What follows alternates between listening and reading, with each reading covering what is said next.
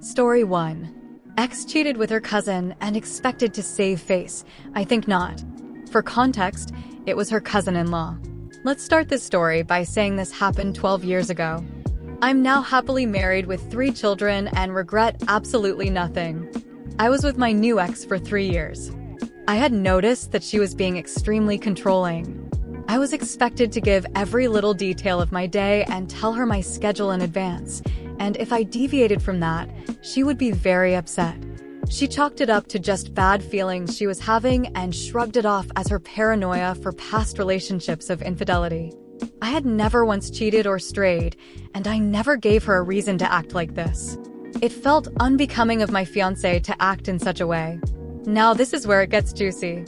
After she had asked for my schedule to make plans, as mine tends to be more hectic than hers, I noticed she was texting someone. In my line of work, if I put in more than 40 hours, I have the ability to take time off at will as long as the work is completed at a later date. I was very good friends with a brother and still am. We laugh about this to this day, and he actively reminds her of it. I messaged him stating I wanted to do something special for her a little bit earlier than our anniversary to make sure it was a special surprise. They both worked in the same fabrication facility. He was a fabricator and she a shipping manager.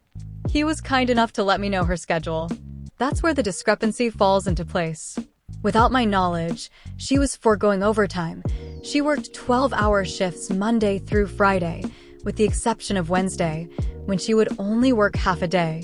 She had been taking Wednesdays off right around the time that she started getting extremely controlling. Lucky for me, I had stacked several days of leisure time up, so taking a Wednesday off for me was not an issue. A few days go by and Wednesday's here. I put on my work gear and leave for work. I was expecting her to leave as our apartment complex had 2 exits on the same road I could see directly across from a shopping center, so I parked my car near the back and waited. After about an hour, I noticed a very specific red Mustang with a specific decal on the back window. It was her cousin by marriage. I had also done my due diligence to take an old laptop, which we kept on our desk in an office area with a full view of the living room, bedroom door, and bathroom plus the kitchen. I had set it up for remote access and had it alert me when the webcam noticed movement. Giving her the benefit of the doubt, I thought he may be dropping something off or coming over to assist her with something, as her family sometimes does. Sure enough, a message came through, so I remote into my laptop. He walks through the door without skipping a beat. She unbuttons his shirt and begins kissing him. I created a URL link for the live stream. And as she was preoccupied, we had a family group text and a friend group text. They were both part of it, but at the current time, they were currently indisposed and didn't look at their phones. They didn't even wait. They could have gone to the bedroom, but no, they decided to get freaky deaky right there on the couch. I sent the link off to the friend group chat and the family group chat. Within minutes, I'm getting calls nonstop from friends and family alike. There was no turning back. She was getting blown up, but she was ignoring her phone. Not until the 4th or 5th call came through did they decide to take a break. For context, the state I live in allows recording of personal property regardless of occupancy. I was the only one on the lease. She wasn't allowed to be on the lease because of poor credit. The call she had picked up was from her cousin's mother who she was banging. She answers the phone on speaker, and I kid you not, the first words out of his mother's mouth were "Stop fucking my son." They both became rigid, and she began to stutter over her words, saying, "What are you talking about?" etc.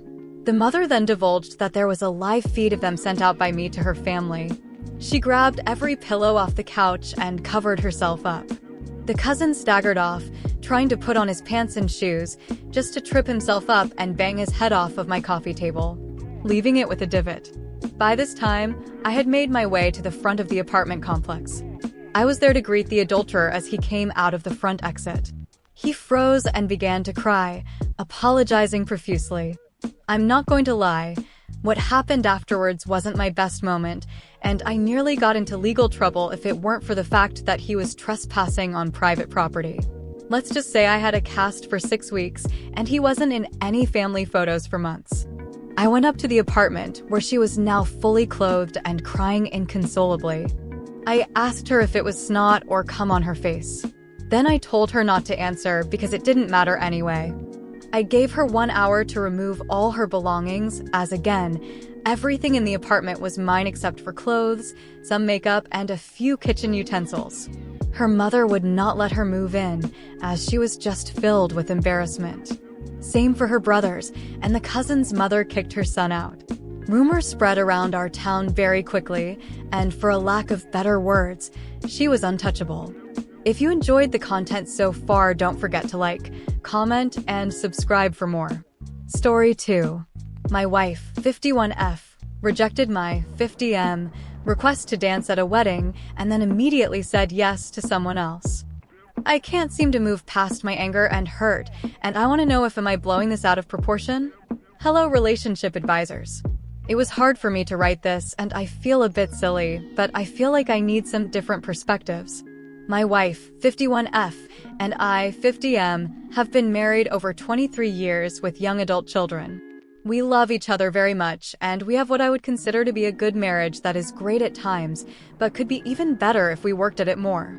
At times we struggle with resentments over past issues that we have never made the proper time to work through. No affairs or infidelity, just past issues where we were passionately not aligned on important decisions or the stresses of providing for and raising a family. Most of the time we were aligned, but the times we were not still cause some lingering resentments that flare up from time to time. I provide this as some broader context as I suspect some of my problem may be just that this is a straw that broke the camel's back. We are just beginning the empty nest phase of our marriage, and we recently attended a destination wedding for some younger friends, early 30s. My wife and I were both looking forward to some time away for us, and the fun of getting dressed up and having a great time dancing and partying. I was really looking forward to it as these are some good friends of mine, and the wedding location and events were awesome. Most importantly, I was really looking forward to spending 1:1 time with my wife, as when we go out, it is typically with friends. We were having a great time at the wedding, and my wife looked gorgeous in a beautiful dress, and I looked great as well. The photos are amazing.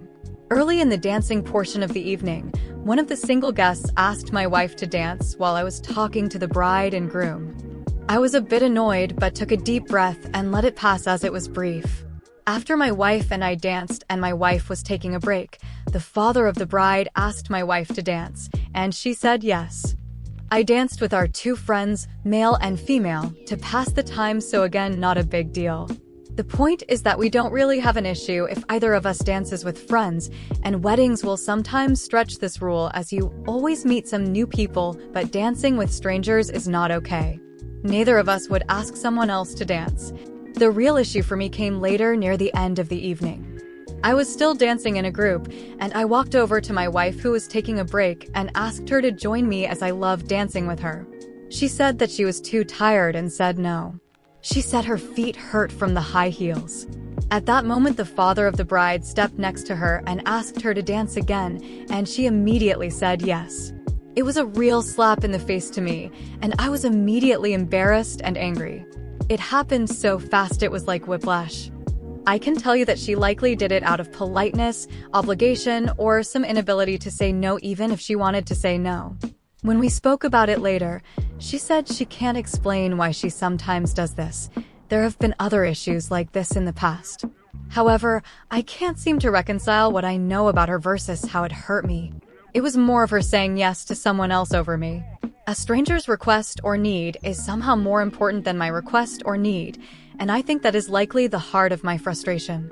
The bride, who is also a friend, came over to dance with me as I realize in hindsight that she likely knew there was an issue, as a relative went to break up the dance between her dad and my wife. It was at that point I realized how drunk the father was and learned that he was divorced. The bride's father was roughly 10 years older than my wife. This just made me feel worse, as I realized this was no longer an innocent dance request, but an issue I needed to resolve. At that point, I realized that I needed to gather up my wife so that we could head back to the hotel, as the bride's father was clearly drunk and enamored with my wife. It was causing an issue for me, the bride, and the bride's family, so it was time to depart and not create a bigger issue. When we got back to the hotel, I let my wife know plainly how badly she had hurt and embarrassed me. I was clear that the hurt was caused by the no to me and the yes to someone else, and the fact that we possibly created an issue at the wedding for the bride and her family. She immediately apologized and said she did not mean to hurt me and that she doesn't know why she does that sometimes. She really did not want to dance with him but felt she couldn't say no. While I can understand where she is coming from, it doesn't change the fact that I feel like she chose someone else over me. This isn't the first time something like this has happened, but it is definitely the worst incident that I can recall. It has been almost a week, and I still cannot get past this. Neither of us have brought it up to each other since, but I am not acting the same any longer. I don't want to be physical with her, and it is like a switch went off where I don't want to spend time with her. It is not healthy, and I don't like feeling this way. Am I blowing this whole thing out of proportion? If not, I am not sure the right way to proceed.